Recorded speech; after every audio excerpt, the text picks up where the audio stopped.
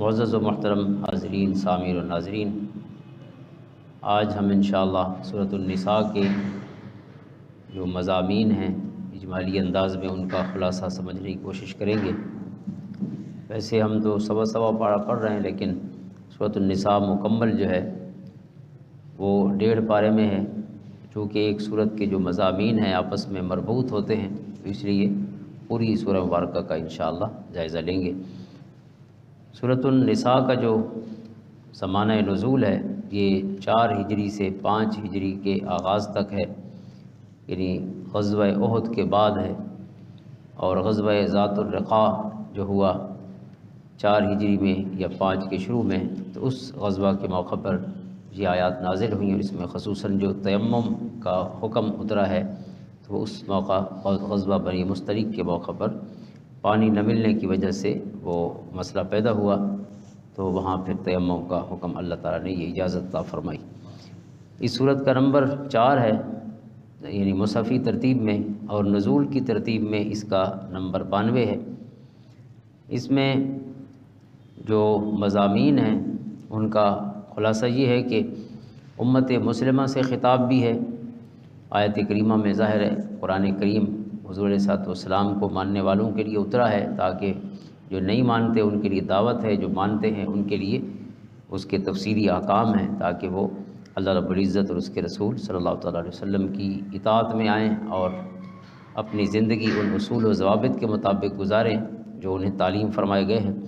تو امت مسلمہ سے خطاب ہے، اور اہل کتاب سے گفتگو ہے 2 الگ الگ مقامات پہ، یعنی آیت نمبر 44 سے لے کر 57 تک، اور پھر 153 سے 175 تک اہل کتاب میں یہود و نصارہ دونوں شامل ہیں، اور منافقین کا ذکر بھی تمام مدنی صورتوں میں ہے۔ سورۃ بقرہ میں بھی ہے، بلکہ شروع میں ہی جو 3 گروہ بیان کیے گئے ہیں، مسلمان، کافر اور تیسرا منافقین کا تھا، اور سورۃ آل عمران میں بھی منافقین کا ذکر ہے، جب وہ 300 لوگ پیچھے ہو گئے، واپس ہو گئے غزوہ احد کی طرف آتے ہوئے، تو ان کا ذکر ہے، اور خصوصاً اس باب میں بھی کہ انہوں نے کہا کہ اگر مسلمان ہماری بات مانتے اور وہ بھی نہ جاتے تو جو بات مان لیتے وہ قتل نہ ہوتے، شہید نہ ہوتے۔ تو اللہ تعالیٰ نے اس کو بھی بیان فرمایا، الذین قالوا لاخوانہم وقعدوا لو اطاعونا ما قتلوا قل فادرؤوا عن انفسکم الموت ان کنتم صادقین، کہ وہ کہتے ہیں کہ اگر ہماری بات مانتے تو قتل ہونے سے بچ جاتے، تو اللہ نے فرمایا پھر تم بھی ذرا بچ کے دکھانا، موت تو برحق ہے، کوئی بھی اس سے بچ نہیں سکتا۔ اور یہ آیت بھی اسی سورہ مبارکہ میں ہے، کل نفس ذائقۃ الموت، کہ ہر ایک نے موت کا ذائقہ چکھنا ہے۔ تو موت کے ڈر کی وجہ سے جہاد سے نہیں بھاگنا چاہیے، موت تو بہرحال آنی ہے۔ تو منافقین سے یہاں بھی خطاب ہے، اور یہ آیت نمبر 58 تا 126، اور پھر 136 سے 153، تو یہ 3 یعنی گروہ ہیں جن کو اس سورہ مبارکہ میں خصوصی طور پہ خطاب کیا گیا ہے، اور یعنی ان کی گفتگو ہے۔ اور ظاہر ہے جو ماننے والے نہیں ہیں انہیں ساتھ ساتھ دعوت ایمان بھی دی گئی ہے، اور مسلمانوں کی اصلاح کے بھی کئی احکام ہیں جن میں ان کی اصلاح فرمائی گئی یا انہیں جینے کے ضابطے عطا فرمائے گئے۔ غزوہ احد کے بعد جو خاص صورتحال پیدا ہوئی، جیسے کل عرض کیا تھا کہ 70 مسلمان جو ہے شہید ہو گئے، تو شہید ہو جانا تو ایک بات ہے، لیکن اس کے جو ریپرکشنز ہیں، اس کے جو نتائج ہیں، جو مسائل اس کے بعد پیدا ہوتے ہیں، جب 70 گھر اجڑ جائیں تو آپ خود سوچیں کہ اس چھوٹی سی بستی میں جہاں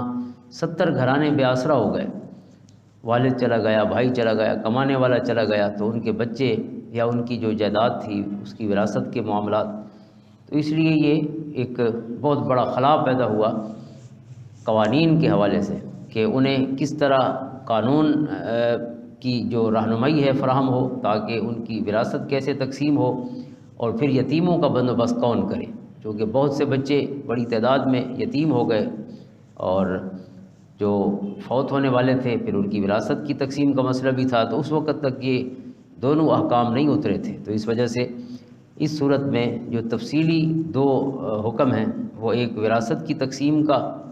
مکمل نظام عطا فرمایا گیا ہے، تقسیم وراثت کا پورا سسٹم، اور دوسرا یتیموں کی جو کفالت ہے، دیکھ بھال ہے،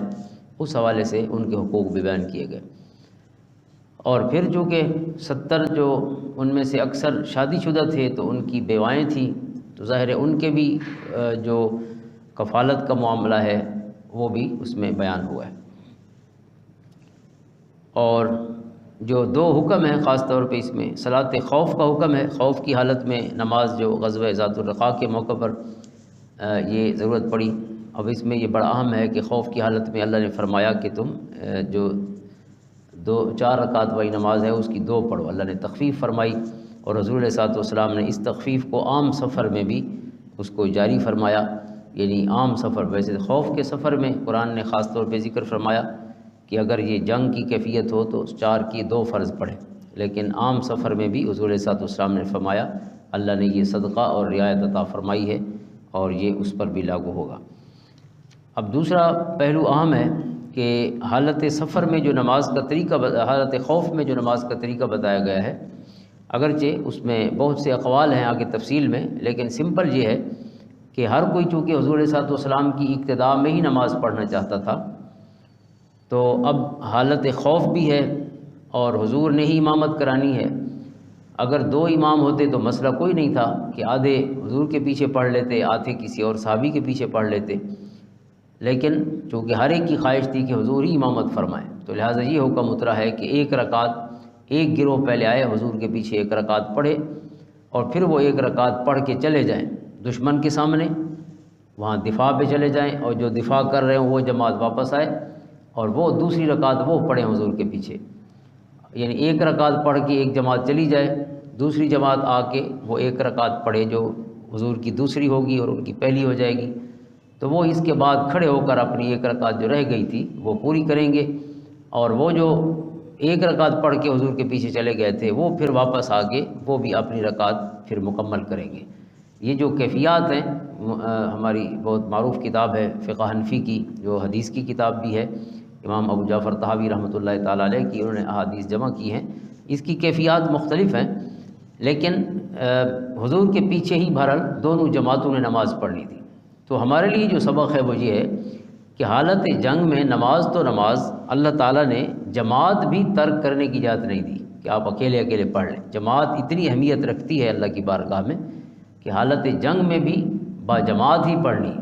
تو اس وقت بھی جماعت سے ہی انہوں نے پڑھی حضور کے پیچھے، حضور کے غلاموں نے۔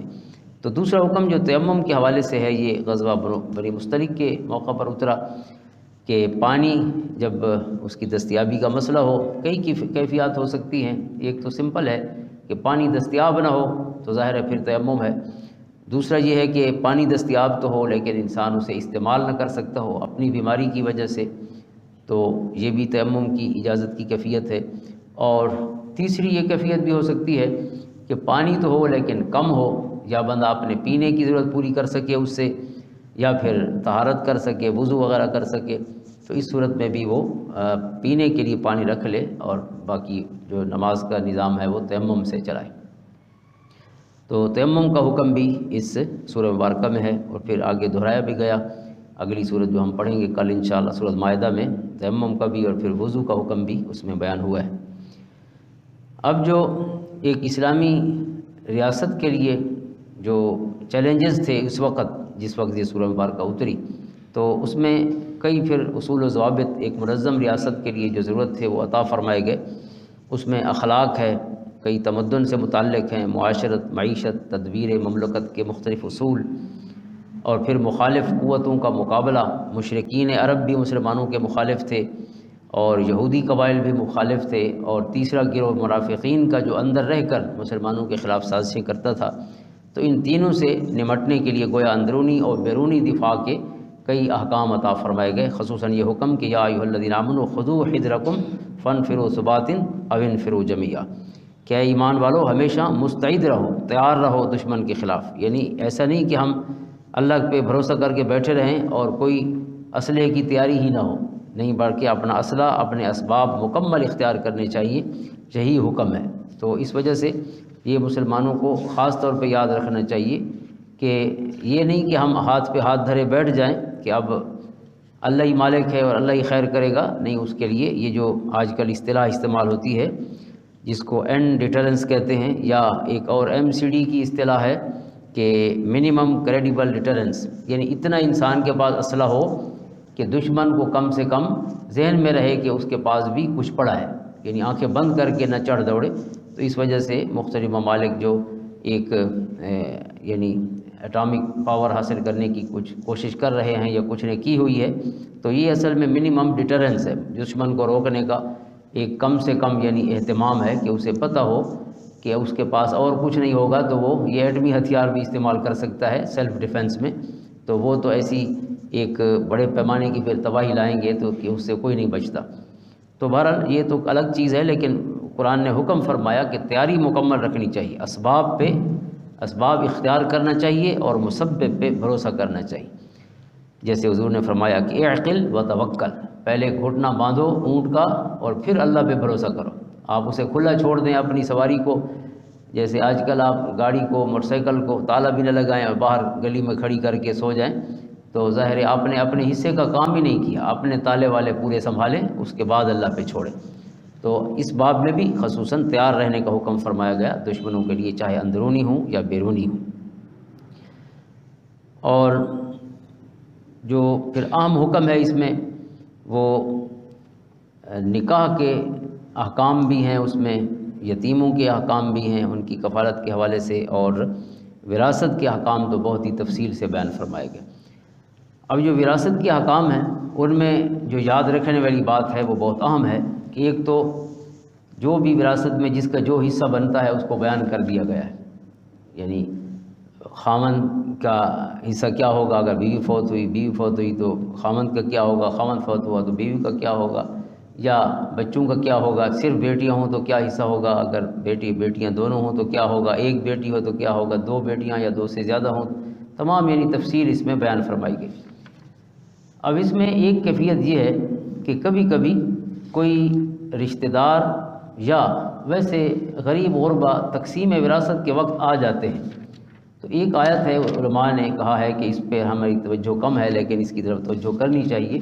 جو اللہ تعالیٰ نے بالکل انٹروڈیوسنگ انداز میں اس کو بیان فرمایا، یعنی موضوع شروع کرنے سے پہلے وَإِذَا حَضَرَ الْقِسْمَةَ أُولُو الْقُرْبَى وَالْيَتَامَى وَالْمَسَاكِينُ فَارْزُقُوهُم مِّنْهُ وَقُولُوا لَهُمْ قَوْلًا مَّعْرُوفًا، کہ اگر آپ جب وراثت تقسیم کر رہے ہوں تو اس وقت کچھ رشتہ دار آ جائیں جو وراثت میں شریک نہ ہوں، ان کا حق نہ بنتا ہو، لیکن ویسے اس موقع پہ آ جائیں جو غیر وارث رشتہ دار ہیں، یا یتیم بچے آ جائیں یا مسکین لوگ آ جائیں، تو انہیں بھی اس میں سے وراثت میں سے کچھ حصہ انہیں بھی دو، فَارْزُقُوهُم مِّنْهُ وَقُولُوا لَهُمْ قَوْلًا مَّعْرُوفًا، اور کہو ان سے اچھی بات۔ اب اس کے تحت جو علماء نے فرمایا ایک خاص مسئلہ کہ اگر والد کی موجودگی میں بیٹا فوت ہو جائے تو وہ وراثت سے محروم ہو جاتا ہے، بیٹا ہو بیٹی ہو کوئی بھی ہو، تو بیٹا خصوصاً ہم مثال کے لیے سمجھ لیتے ہیں کہ بیٹا اگر فوت ہو جائے، باپ بعد میں فوت ہو، تو اس بیٹے کو جو باپ کی زندگی میں فوت ہو گیا اسے وراثت میں حصہ نہیں ملے گا۔ اب ہو سکتا ہے وہ شادی شدہ ہو تو اس کے بچے بھی ہوں، پوتے بھی ہوں، تو ظاہر ہے وہ بھی اگر باقی بیٹے بھی ہیں اس والد کے تو یہ جو پوتے ہیں یہ محروم ہو جائیں گے۔ تو علماء نے اس آیت کے تحت کہا ہے کہ یہ جو پوتے ہیں انہیں بھی حصہ دینا چاہیے، چونکہ یہ غیر وارث ہے، اس وقت وراثت میں حق تو نہیں ہے، لیکن ظاہر ہے اسی دادے کی اولاد ہیں، پوتے ہیں، تو لہٰذا انہیں محروم نہیں کرنا چاہیے، انہیں بھی حصہ دینا چاہیے، اگرچہ اس جو حصے مقرر کیے گئے ہیں ان میں ان کا حصہ نہیں بنے گا، لیکن اس آیت کے تحت جو ہے قرآن کریم نے ان کے لیے بھی لازم کیا ہے کہ ہم اس کو بھی دیں، اگرچہ یہ فرض نہیں ہے لیکن ظاہر اللہ کا حکم ہے، تو اللہ کا حکم پھر امر کی صورت میں بھی ہے، فَارْزُقُوهُم مِّنْهُ، کہ انہیں بھی اس میں سے دو۔ اور دوسری چیز اہم یہ ہے کہ جب وراثت کے حقوق اللہ نے بیان کیے تو اس کے بعد جو کسی کو وراثت میں حصہ نہیں دیتا، چاہے سگی بیٹی ہو یا سگی بہن ہو، عموماً ہم انہیں عورتوں کو ہی محروم کرتے ہیں، کسی مرد کو تو کوئی محروم کر نہیں سکتا، جیسے بھائی کو کوئی محروم نہیں کر سکتا چونکہ بھائی تو چھین کے لے گا، لیکن بہنوں سے ہی ہم کچھ نہ کوئی سوشل پریشر کے ذریعے کہ انہیں معاف کروا لیا ان سے کہ ہم بھائیوں سے حق نہیں لیتی، یا ویسے ہی معاف کروانے سے پہلے انگوٹھے ہی لگوا لیے بابے کی وفات کے وقت ہی تاکہ یہ مسئلہ یہیں ختم ہو جائے، تو یہ بہت بڑا جرم ہے۔ اس جرم کی ذرا اللہ کی بارگاہ میں جو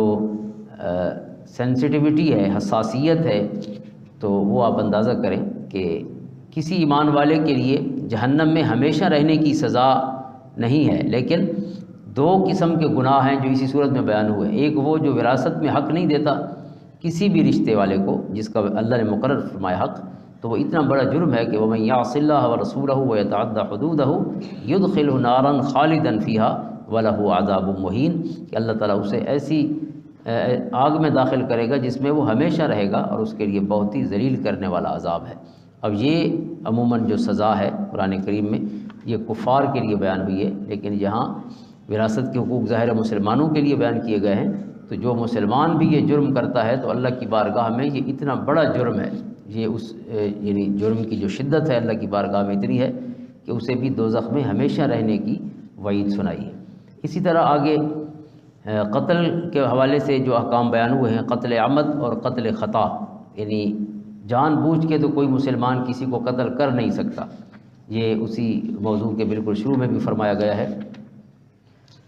وَمَا كَانَ لِمُؤْمِنٍ أَن يَقْتُلَ مُؤْمِنًا إِلَّا خَطَأً، یعنی یہ ہو نہیں سکتا کہ کوئی مسلمان دوسرے مسلمان کو قتل کرے ہاں مگر غلطی سے. جیسے آپ شکار کر رہے تھے اور آپ نے گولی چلائی کسی انسان کو لگ گئی، یا ایکسیڈنٹ جیسے ہو سکتا ہے، تو اس ایکسیڈنٹ میں ظاہر ہے آپ کا ارادہ قتل کا نہیں تھا تو یہ خطا سے ہو جاتا ہے. تو قرآن نے کہا کہ یہ مومن سے بعید ہے کہ وہ سوچے بھی کہ کسی اور ایمان والے کو قتل کرے، وہ یہ کر ہی نہیں سکتا. ہاں غلطی سے قتل ہو سکتا ہے، اور غلطی سے جو قتل ہو جائے اس کے پھر حکام بیان فرمایا گیا، اس کی دیت جو حضور صلی اللہ علیہ وسلم نے اس کی پھر تفصیل بیان فرمائی کہ دیت کتنی ہوگی. دیت فرمایا 100 اونٹ ہوں گے. 100 اونٹ کی جو قیمت ہے آج آپ دیکھ لیں جتنی قیمت ہو تو 7-8 لاکھ کا تو شاید اونٹ ہوگا، تو اسی حساب سے اسے 100 سے ضرب دے تو 100 اونٹ کی قیمت جو ہے یہ ایک مقتول کی دیت ہے. اور پھر اس کے آخر میں فرمایا کہ اگر کوئی مومن کسی دوسرے کو جان بوجھ کے قتل کرے، یعنی ادھر وراثت میں اگر حق نہ دے تو سزا وہی ہے جو کفار کی سزا ہے، اور یہاں بھی اگر کوئی کسی مومن کو جان بوجھ کے قتل کر دے تو فجزاؤہ جہنم خالدن فیہا، اس کی سزا بھی جہنم ہے جس میں ہمیشہ رہے گا. وغضب اللہ علیہ، اور دوسری سزا یہ ہے کہ اللہ تعالیٰ اس پر اپنا غضب فرمائے گا. اور تیسری یہ ہے کہ وَلَعْنَهُ، وہ اللہ کی لعنت کا مستحق ٹھہرے گا. اور چوتھی یہ ہے وَأَعَدَّ لَهُ عَذَابًا عَظِيمًا، اللہ تعالیٰ اس کے لیے بہت بڑا عذاب تیار فرمایا ہے جس میں اسے مبتلا کیا جائے گا. تو یہ دو جرم یعنی اللہ کی بارگاہ میں اتنے بڑے ہیں. تو اللہ ہمیں توفیق دے کہ یہ ہمیں دوسروں کا مال غصب کرنے سے یا کسی کو حق نہ دینے سے انسان خوشحال نہیں ہوتا. خوشحال اللہ کے بندوں کو ان کا حق دے کر ہوتا ہے اور اللہ کو راضی کر کے ہوتا ہے. اللہ کو ناراض کر کے کوئی شخص خوشحالی کی طرف نہیں جا سکتا. اور ایک اور موضوع جو اس میں بہت تفصیل سے اس صورت میں، اس کا نام بھی سورۃ النساء ہے، نساء عورتوں کو کہتے ہیں، تو عورتوں کے حقوق جو ہیں وہ بہت زیادہ بیان فرمائے گئے. جیسے پہلے کہا ہے کہ عورتوں کی صورت اتارنے کی خاص وجہ اس موقع پہ یہ تھی کہ بہت زیادہ خواتین جو ہیں وہ بیوہ ہو گئی تھیں اور بچے یتیم ہو گئے تھے، تو ان کے احکام خصوصی طور پہ اس میں بیان فرمائے گئے. اور نکاح کی بھی اس میں حد بندی کی گئی. ہم تو کہتے ہیں کہ اسلام نے تعدد ازواج کی اجازت دی ہے، بہت سی بیویاں ان سے نکاح کرنے کی، 4 تک نکاح کرنے کی اجازت دی ہے، لیکن وہ خاص کیفیت تھی کہ چونکہ اتنی بیوائیں تھیں تو وہ بے آسرا رہ جاتی. 70 حضور کے غلام شہید ہوئے، تو ان بیواؤں کو اگر نکاح نہ کرتا کوئی تو وہ کیسے گزر اوقات ہوتا ان کا، اس کیفیت میں. اور دوسرا یہ ہے کہ اسلام نے یہاں قرآن کریم نے وہاں شرط لگائی ہے کہ یہ حکم اس کے لیے ہے کہ جو انصاف اور عدل کر سکے. اگر عدل نہیں کر سکتا تو یہاں واضح طور پہ کہا گیا ہے فواحدہ، جو عدل نہیں کر سکتا اس کے لیے یہ حکم نہیں ہے کہ وہ بھی 4 شادیاں کرے یا 1 سے زیادہ کرے. اس کے لیے باقاعدہ اس آیت میں یہ ارشاد ہے کہ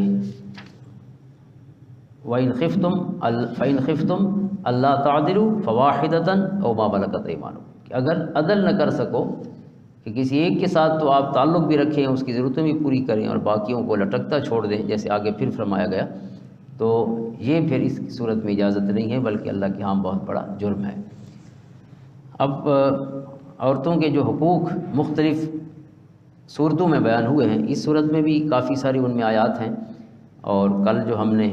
سورۃ بقرہ پڑھی ہے اس میں بھی میاں بیوی کے باہمی حقوق اور خصوصاً بیوی کے حقوق بیان فرمائے گئے، اور پھر سورۃ طلاق میں بھی اس کا کچھ حصہ ہے. تو ہم یہ قرآنی آیات کی روشنی میں جو چند حقوق ہیں آج کی آیتوں میں بھی ہیں کچھ اور بھی، تو انہیں دہرا دیتے ہیں تاکہ یہ ذہن میں رہیں. یا ایھا الذین آمنوا لا یحل لکم ان ترثوا النساء کرہا، یہ آیات ہیں آج کی مبارک صورت میں، تو اس میں کئی حکم دیے گئے ان آیتوں میں۔ مثلا پہلا یہ ہے جو قرآن کریم کا ایک آغاز ہے حکم کا، کہ اس وقت یہ رواج تھا کہ اگر کوئی بندہ فوت ہو جاتا تو اس کی اگر ایک سے زیادہ بیویاں ہوتی تو جس طرح اس کی دوسری وراثت تقسیم ہوتی ورثاء میں، تو اس کی بیویاں بھی تقسیم ہو جاتی۔ تو اسلام نے اس سے منع کیا ہے کہ وہ انہیں بھی سامان کی طرح یا بھیڑ بکریوں کی طرح نہ سمجھا جائے، وہ ایک انسان ہے مکمل، اپنے اندر وجود رکھتے ہیں، لہٰذا اس کے حقوق کا تعین کیا گیا۔ تو یہ حکم فرمایا کہ پہلی چیز تو یہ ہے کہ انہیں وراثت لا یحل لکم ان ترثوا النساء کرہا، کہ ان کی بالجبر جو ہے ان عورتوں کو وہ وراثت کا حصہ نہ بنایا جائے۔ اور دوسرا ولا تعضلوهن لتذهبوا ببعض ما آتيتموهن، دوسرا کام یہ کرتے تھے کہ عورتوں کا جو حق مہر ہے وہ دبا دیا جاتا تھا یہی لے بہانوں سے، تاکہ یہ مہر نہ دینا پڑے انہیں تنگ کر کے، یہاں تک کہ وہ اپنے منہ سے کہتی بس ہماری جان چھوڑیں، ہمیں پیسے نہ دیں، یعنی اتنا تنگ کیا جاتا۔ مطلب یہ ہوتا کہ وہ جو پیسے دیے ہیں یا دینے ہیں انہیں بچایا جا سکے، تو اس سے بھی منع کیا۔ اور تیسرا حق اس میں بیان فرمایا وعاشروہن بالمعروف، مردوں کو حکم ہے کہ ہمیشہ ان کے ساتھ اچھے طریقے سے زندگی گزاریں۔ اور چوتھا حکم ہے کہ اگر وہ آپ کو ناپسند ہوں کسی وجہ سے تو صبر و شکر کر کے اس ناپسندیدگی کے باوجود آپ ان کے ساتھ جیتے رہیں،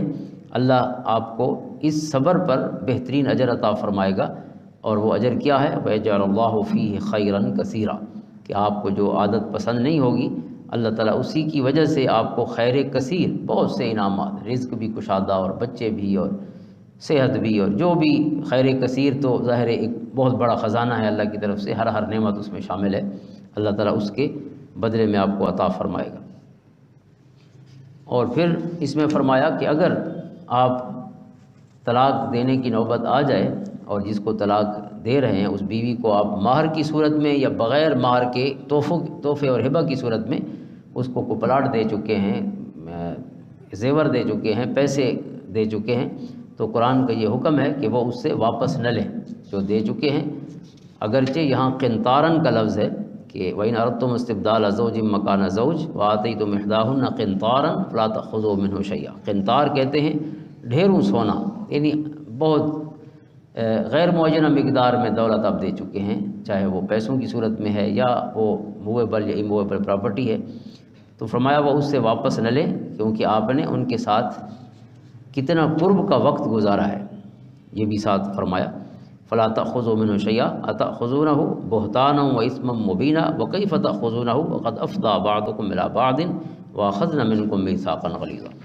کہ انہوں نے تو اپنا وجود آپ کے حوالے کر دیا ہے اور آپ پیسوں کو تول رہے ہیں، انہیں دیکھ رہے ہیں کہ یہ پیسے واپس لو، انہوں نے تو اپنی عزت اور ناموس ظاہر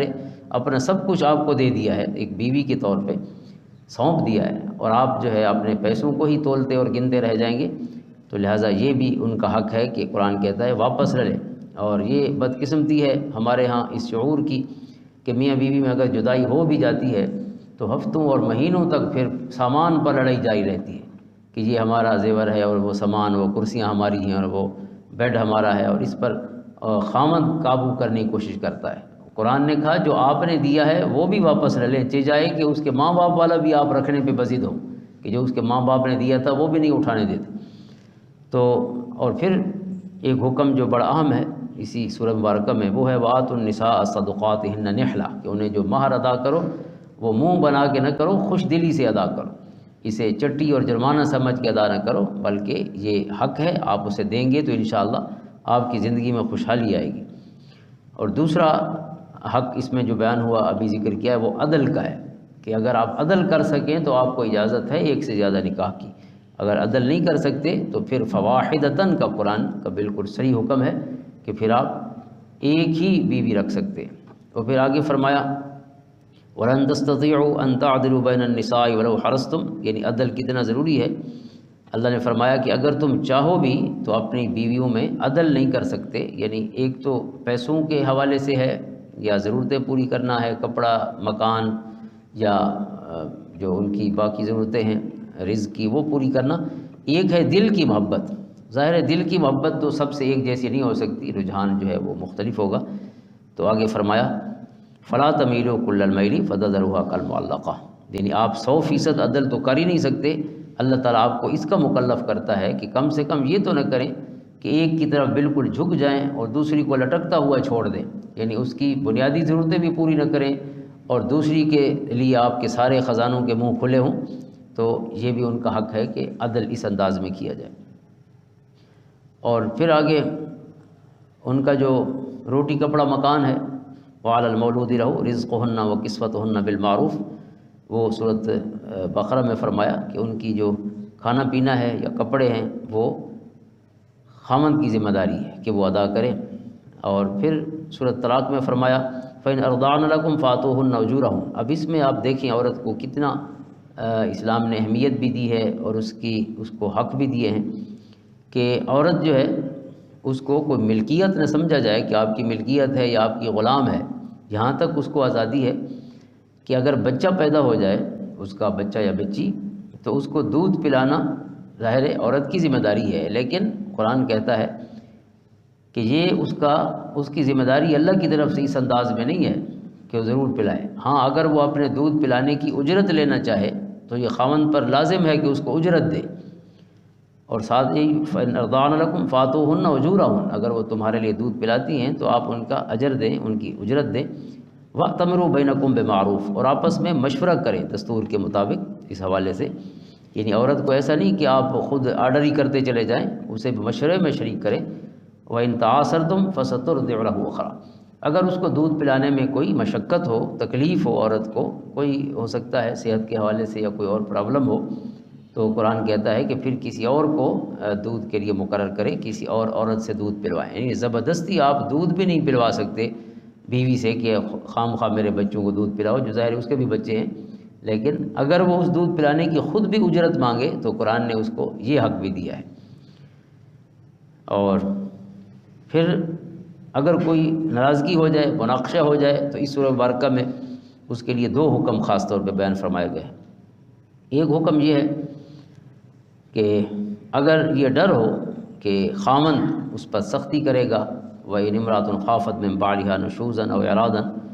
فَلَا جُنَاحَ عَلَيْهِمَا أَنْ يُصْلِحَا بَيْنَهُمَا صُلْحًا۔ پہلا قرآن نے یہ حکم فرمایا اگر اسے بے رغبتی کا خطرہ ہو عورت کو کہ میرا خاوند میری طرف رغبت نہیں کرے گا یا جسمانی طور پر اسے تکلیف پہنچائے گا، تو پھر ان دونوں کو آپس میں خود صلح کرنی چاہیے، تیسرے بندے کو چاہے سگے ماں باپ بھی ہوں بیچ میں نہیں لانا چاہیے، کیونکہ یہ حکم تو سورۃ بقرہ میں فرمایا ہن لباس لکم وانتم لباس لہن، وہ تمہارا لباس ہیں، تم ان کا لباس ہو۔ لباس کا کام چھپا دینا ہوتا ہے، لہذا ایک دوسرے کے عیب یا جو بھی مسئلہ ہے وہ اپنے تک محدود رکھیں، کسی کو بتائیں نہیں۔ اب جھگڑے کی صورت میں بھی قرآن کہتا ہے کہ پہلے آپس میں بیٹھ کر مشورہ کریں کہ کون سے مسئلے کی وجہ سے ہمیں ایک دوسرے سے ناراضگی ہو رہی ہے، تو ایک دوسرے کے عیب بتا دیں کہ آپ یہ کام نہ کریں تو معاملہ ٹھیک ہوگا، اور وہ بتائے کہ آپ میں یہ جو خامی ہے اس کی وجہ سے مجھے غصہ آتا ہے، تو آپس میں طے کر لیں۔ والصلح خیر، قرآن کریم کے قواعد قرآنیہ میں سے ہے والصلح خیر، کہ صلح سے بہتر اور کوئی راستہ نہیں ہو سکتا، لہذا پہلا کام صلح کا، اور وہ بھی آپس میں خود طے کریں۔ اور پھر آگے حکم ہے، بلکہ اس آیت سے وہ پہلے ہوگی 5ویں پارے کی شروع میں،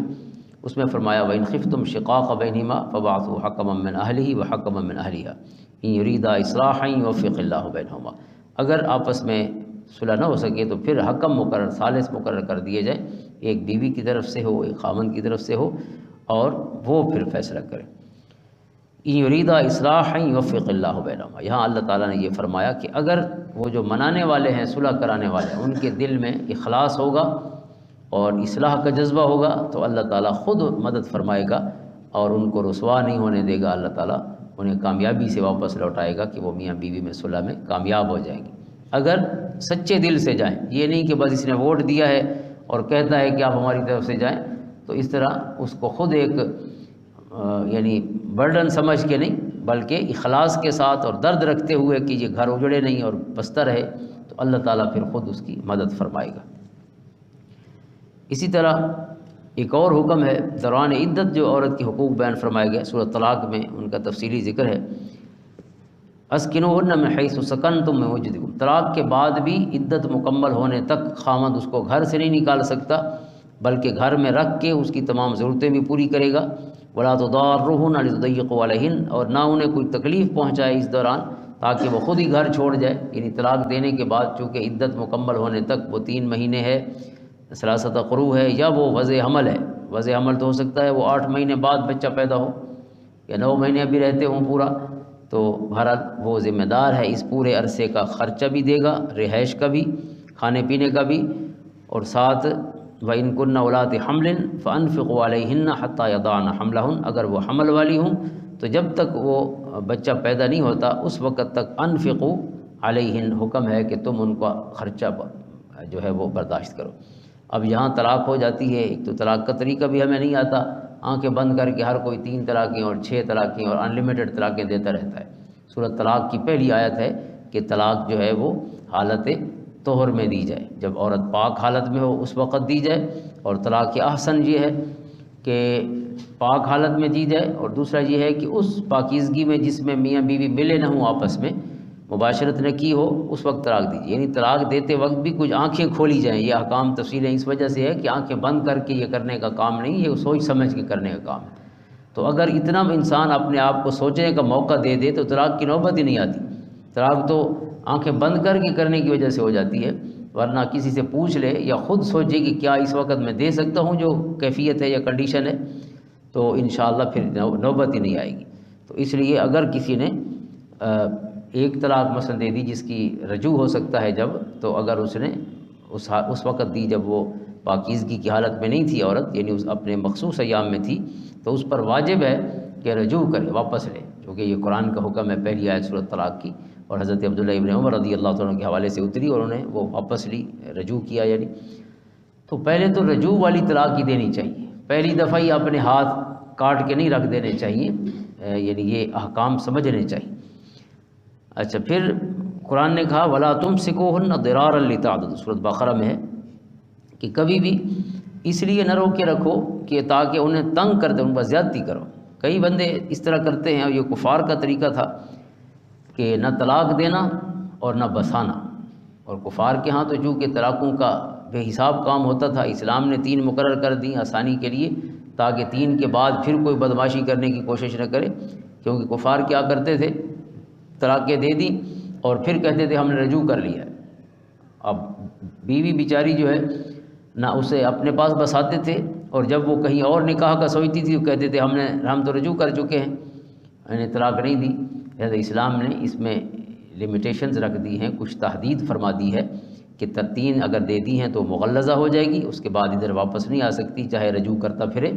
اب آگے پھر وہ جیسے عدت پوری ہوگی دوسری جگہ نکاح کر سکتی ہے۔ تو اس طرح کفار کے طریقے سے آج کل یہ 1-2 واقعہ نہیں ہے، بلکہ ہمارے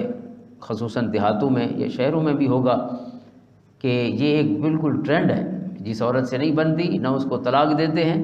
اور نہ اس کو بساتے ہیں، یعنی چھوڑتے بھی نہیں، اور حالانکہ یہ قرآن کا حکم ہے سورۃ طلاق میں الطلاق مرتان فامساک بمعروف او تسریح باحسان۔ قرآن کہتا ہے کہ یہ دونوں طریقے جو ہے اچھے طریقے سے کرو، دونوں کام، اگر چھوڑنا ہے تو بھی اچھے طریقے سے چھوڑو، اور اگر رکھنا ہے تو پھر بھی انسانوں کی طرح رکھو، یہ نہیں کہ آپ جانور بن جائیں یا اس کو جانور سمجھیں۔ تو یہ رہنے کے وہ آداب ہیں جو اس سورہ مبارکہ نے بڑی تفصیل سے بیان فرمائے ہیں، اور ساتھ ہم نے چونکہ عورتوں کے جو حقوق ہیں دیگر 2 صورتوں کو بھی اس میں شامل کیا ہے، سورۃ بقرہ کی کچھ چیزیں اور سورۃ طلاق کی بھی۔ اور پھر اس سورہ مبارکہ میں خاص طور پہ جو احکام ہمارے سامنے ہیں ان میں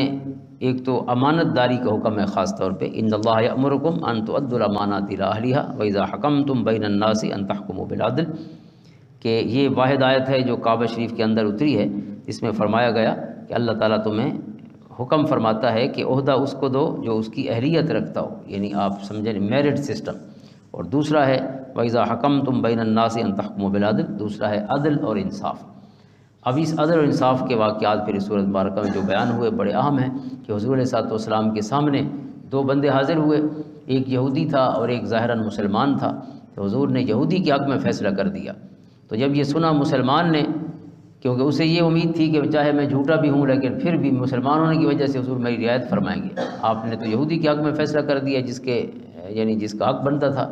تو وہ حضرت عمر رضی اللہ عنہ کے پاس چلا گیا، اس نے کہا کہ مجھے حضور کا فیصلہ منظور نہیں، یہودی سے کہا کہ چلو حضرت عمر کے پاس چلتے ہیں کہ شاید مجھے وہاں کوئی رعایت مل جائے۔ جب وہاں گیا اور پتہ چلا حضرت عمر کو کہ حضور نے فیصلہ فرمایا ہے اور یہ کہتا ہے مجھے منظور نہیں ہے، تو آپ نے تلوار اٹھائی اور اس کا سر تن سے جدا کر دیا۔ اب یہ خبر حضور صلی اللہ علیہ وسلم تک پہنچی کہ حضرت عمر نے ایک مسلمان کو قتل کر دیا ہے، تو حضرت عمر کے حق میں پھر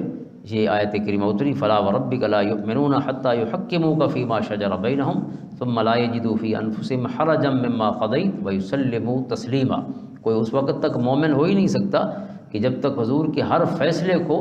بغیر چون و چرا کے قبول نہ کر لے، ویسلموا تسلیما، اور اپنے مکمل دل کو بھی، اپنے سر کو بھی حضور کے سامنے تسلیم کی صورت میں جھکا دے۔ تو یعنی یہ اسلام نہیں ہے کہ آپ جو بات اچھی لگتی ہو وہ مانے، جو نہ لگتی ہو نہ مانے۔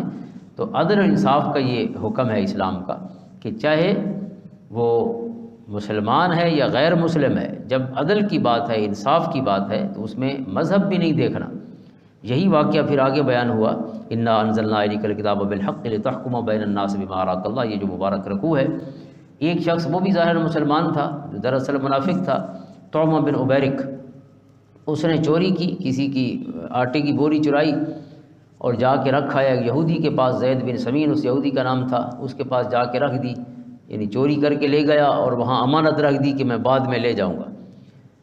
اب صبح جب شور مچا، جس کی چوری ہوئی تھی، جب اس نے کہا کہ میری چوری ہو گئی ہے، تو وہ ڈھونڈنے نکلے، تو وہ آٹے کی بوری میں تھوڑا سوراخ تھا، تو وہ سیدھی سیدھی یہودی کے گھر ہی جا رہی تھی۔ تو یہی شور پڑا کہ بھائی ظاہر ہے جس کے گھر کہتے ہیں چور پن نہ لوند ہے، تو جس کے پاس بوری ہے وہی چور ہے۔ لیکن یہودی نے کہا کہ نہیں، میرے پاس تو وہ امانت رکھ گیا ہے۔ طعمہ بن عبیرک بنو ظفر قبیلے سے اس کا تعلق تھا، اب وہ مسلمان ہے اور یہ یہودی تھا۔ اب بنو ظفر قبیلے کا جب انہیں پتہ چلا کہ واقعی طعمہ جو ہے یہ چور بھی یہی ہے، تو وہ حضور علیہ السلام کے پاس آئے پورا مشورہ کر کے کہ چونکہ وہ تو یہودی ہے پہلے ہی، تو یہ مسلمان ہے، اگر آپ اس کے خلاف فیصلہ فرما دیں گے تو یہ اس کی جو ہے وہ بے عزتی ہو جائے گی، تو آپ مہربانی کریں اسی یہودی پہ ہی فیصلہ کریں کہ بس یہی چور ہے۔ اب یہ بہت بڑا ایک یعنی بہت بڑی جسارت تھی کہ حضور علیہ السلام کے پاس وہ آئے۔ اب قرآن کریم نے یہ پوری تفصیلی یہاں حکم اتارا، وَلَا تَقُلْ لِلْخَائِنِينَ خَصِيمًا، کہ اے محبوب صلی اللہ علیہ وسلم آپ اس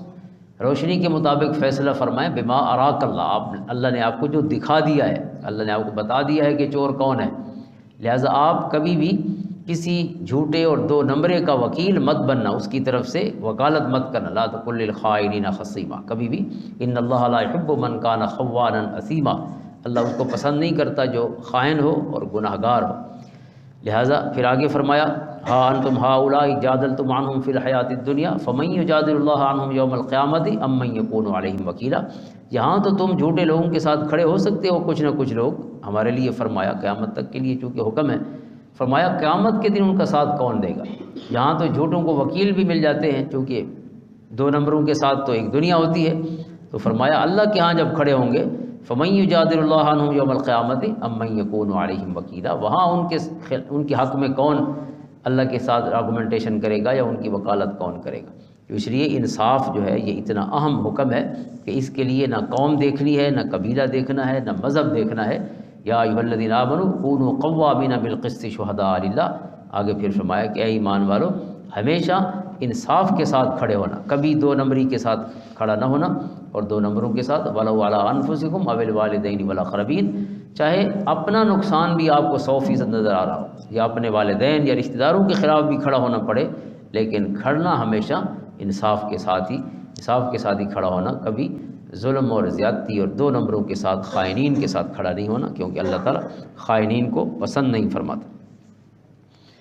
اور اس میں کئی احکام اور بھی ساتھ ساتھ ہیں، ایک یہ کہ وَإِذَا حُيِّيتُم بِتَحِيَّةٍ فَحَيُّوا بِأَحْسَنَ مِنْهَا أَوْ رُدُّوهَا، جب کوئی آپ کو سلام کرے تو آپ بہت اچھے طریقے سے اس کے سلام کا جواب دیا کریں۔ سلام شعار ہے مسلمانوں کا، اور اسی سے متعلق اور حکم ہے کہ حضور علیہ السلام کے صحابہ ایک حالت جنگ چونکہ چل رہی تھی، تو ایک جگہ گئے تو ایک شخص نے ان پر سلام کیا، وہ وہاں دشمنوں کی بستی تھی، تو انہوں نے سمجھا کہ یہ ویسے جان بچانے کے لیے سلام کر رہا ہے، چونکہ سلام تو مسلمانوں کا شعار تھا، مسلمان ہی سلام کرتے تھے۔ تو جب انہیں محسوس ہوا کہ یہ جان بچانے کے لیے کر رہا ہے، تو اس وجہ سے انہوں نے جس کے سامنے وہ آیا تو اس نے یہی سمجھا کہ یہ ہمارے ساتھ دو نمبری کر رہا ہے، مسلمان تو ہے نہیں، چونکہ نہ بستی مسلمانوں کی ہے اور یہ ہم ان کے ساتھ حالت جنگ میں بھی ہے، تو اس لیے وہاں پہ اس نے کیا کیا کہ اس کے باوجود اس کو قتل کر دیا۔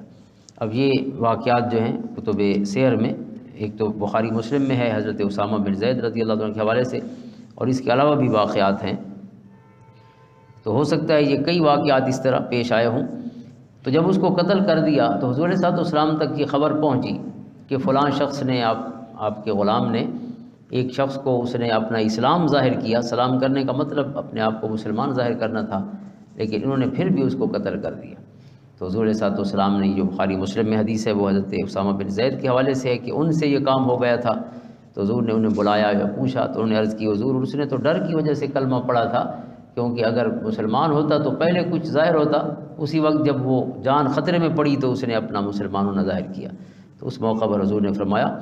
کہ کیا آپ نے اس کا دل چیر کر دیکھا تھا کہ اندر کلمہ نہیں تھا اور باہر؟ تو انہوں نے عرض کی کہ دل کے حال تو اللہ جانتا ہے۔ تو پھر آپ نے فرمایا کہ پھر اسی پر چھوڑ دے جو دل کے حال جانتا ہے، آپ نے باوجود ظاہراً اسلام ظاہر کرنے کی اسے کیوں قتل کیا ہے؟ تو اس پر یہ آیت کریمہ پھر اللہ کی طرف سے اتری، یا ایھا الذین آمنوا اذا ضربتم فی سبیل اللہ فتبینوا ولا تقولوا لمن القی الیکم السلام لست مؤمنا، اے ایمان والو جب تم سفر کرو زمین میں تو پھر فتبینوا، اچھی طرح تحقیق کیا کرو، اور جو تم پر اپنا اسلام ظاہر کرے یا تم پر سلام کرے تو تم اسے یہ مت کہو لست مؤمنا کہ تو مسلمان نہیں ہے، کیونکہ یہ معاملہ اللہ رب العزت کے ہاں ہے، وہ دلوں کے بھید جانتا ہے، تو لہٰذا تمہارا جو فیصلہ ہونا چاہیے وہ ظاہر پر ہوگا، جو شریعت کا میدان ہے ظاہر کے لیے ہے، باطن تو ان اللہ علیم بذات الصدور، شریعت کے سارے احکام ظاہر کے لیے ہیں کہ کوئی ظاہراً کیا ہے۔ ہاں اگر آپ کے پاس اور کوئی دلائل ہیں کسی کے منافق ہونے کے، جیسے منافقین کی قرآن کریم نے بھی واضح طور پر پوری تفصیل بیان فرما دی ہے، تو دل کے بھید تو اللہ جانتا ہے، وہی بتا سکتا ہے کہ کوئی کس حوالے سے، اس ایمان کے حوالے سے کس درجے پہ ہے، سچا ہے یا جھوٹا ہے۔ تو پھر منافقین کو خصوصاً آخر میں بھی فرمایا گیا، ان المنافقین یخادعون اللہ وهو خادعهم وَإِذَا قَامُوا إِلَى الصَّلَاةِ قَامُوا كُسَالَىٰ يُرَاءُونَ النَّاسَ، اور پھر فرمایا مذبذبین بین ذلک لا الہ ہؤلاء ولا الہ ہؤلاء، منافقین جو ہیں وہ تذبذب کی حالت میں، انہیں سمجھ نہیں آتی کیا کریں، لہٰذا کبھی کفار کے ساتھ اور یہود کے ساتھ ہیں، کبھی مسلمانوں کے ساتھ ہیں، اس انتظار میں ہے کہ مسلمانوں کو نقصان ہو تو پھر یہ پوری طرح یہود اور مشرکین کے ساتھ مل جائیں، لیکن اگر مسلمانوں کو فتح ہو تو پھر یہاں سے بھی فائدہ حاصل کرتے رہیں، تو یہ دونوں طرف ہے۔ اور ان المنافقین فی الدرک الاسفل من النار، ان کا جو ٹھکانہ ہے درک اسفل میں ہے، سب سے نچلا جو درجہ ہے جہنم کا۔ اور پھر جو چھٹے پارے کا پہلا رکوع ہے، یعنی سورہ نساء کا آخری حصہ، اس میں پھر خطاب ہے اہل کتاب سے بھی، شروع میں بھی ہے یا ایھا الذین اوتوا الکتاب، اور پھر آگے ان آیات میں بھی پھر ان کے ساتھ کلام ہے، اور خصوصاً جو یہود کہتے تھے کہ ہم نے حضرت عیسیٰ علیہ السلام کو سولی چڑھا دیا ہے، تو قرآن کریم نے کہا کہ ما قتلوا، انہوں نے قتل بھی نہیں کیا، نہ انہوں نے سولی چڑھایا ہے، بل رفعہ اللہ، بلکہ اللہ نے انہیں اپنے پاس بلند فرما لیا، اپنے پاس حضرت عیسیٰ علیہ السلام کو زندہ اٹھا لیا۔ ان کا جو خیال ہے کہ ہم نے آپ کو قتل کر دیا ہے یا سولی چڑھا دیا گیا ہے، خود عیسائیوں کا بھی یہی خیال تھا، تو اللہ نے اس کی تردید فرمائی ہے۔ اور اس سورہ مبارکہ میں 3 آیات ہیں جن میں خطاب کیا گیا انسانیت کو، یا ایھا الناس کہہ کر، شروع میں بھی یا ایھا الناس اتقوا ربکم الذی خلقکم من نفس واحدہ، اور آگے یا ایھا الناس قد جاءکم الرسول بالحق من ربکم یا ایھا الناس قد جاءکم برہان من ربکم۔ حضور علیہ السلام کی عظمتیں شانیں بھی بیان ہوئی ہیں کہ تمہارے پاس رسول تشریف لیا ہے حق لے کر، اور پھر حضور علیہ السلام کو برہان، سراپا معجزہ فرمایا گیا کہ آپ کی ذات خود ایک معجزاتی شان رکھتی ہے کہ آپ کی مبارک زندگی کسی بھی حوالے سے ہو، وہ یعنی آپ کی گھر کی زندگی ہو، آپ کی پبلک لائف ہو، عوام کے ساتھ اور غلاموں کے ساتھ گزرنے والی زندگی ہو، ہر ایک میں معراج ہے اور کمال ہے، آپ ہر حوالے سے اسوہ حسنہ ہیں، آپ کی زندگی کا ہر پہلو، تو اس حوالے سے بھی برہان ہے۔ پھر معجزات کا ظہور خود آپ کے وجود مسعود سے ہوتا رہا، وہ بھی برہان کا ایک معنی ہے۔ اور پھر حضور علیہ السلام کے علم کا ذکر فرمایا گیا، وَعَلَّمَكَ مَا لَمْ تَكُنْ تَعْلَمْ، ہم نے آپ کو وہ علم عطا فرمایا جو آپ نہیں جانتے تھے۔ تو جو کچھ آپ نہیں جانتے تھے اللہ نے وہ سب آپ کو عطا فرما دیا۔ اور پھر آپ کی عظمت و شان کے وَلَوْ أَنَّهُمْ ظَلَمُوا أَنفُسَهُمْ جَاءُوكَ فَاسْتَغْفَرُوا اللَّهَ وَاسْتَغْفَرَ لَهُمُ الرَّسُولُ کہ جب بھی اپنی جانوں پر ظلم کر بیٹھے تو آپ کے پاس آ جائیں اور اللہ سے استغفار کریں اور آپ بھی ان پر کرم فرمائیں، ان کے لیے استغفار فرمائیں تو لَوَجَدُوا اللَّهَ تَوَّابًا رَحِيمًا، اگر آپ کے مبارک لب ہل جائیں گے غلاموں کے لیے تو ضرور اللہ تعالیٰ کو تواب اور رحیم پائیں گے، بہت زیادہ توبہ قبول فرمانے والا اور بہت زیادہ رحم فرمانے والا۔ یا ایھا الذین آمنو کی جو مبارک آیات ہیں اس میں 9 دفعہ یہ خطاب ہے سورۃ نساء میں، یا ایھا الذین آمنو اے ایمان والو اس لفظ سے۔ تو اللہ تعالیٰ قرآن پاک سمجھنے کی توفیق عطا فرمائے، عمل کا شرف نصیب فرمائے۔ اہل کتاب کو جو براہ راست خطاب ہے وہ یا ایھا الذین اوتوا الکتاب، اور دوسرا یا اہل الکتاب لا تغلوا فی دینکم ولا تقولوا علی اللہ الا الحق، دین میں غلو سے منع فرمایا گیا، حضرت عیسیٰ علیہ السلام کی شان اور حقیقی مرتبہ واضح فرمایا گیا، اللہ کے بیٹا ہونے کی نفی فرمائی گئی، تو 2 دفعہ اہل کتاب سے اس طرح خطاب فرمایا گیا۔ اللہ تعالیٰ ہمارے سینے قرآن کریم کے علوم اور معنی و معرف کے لیے کشادہ فرمائے۔ اللہم صلی علی محمد وعلی آل محمد وعلیہ وسلم۔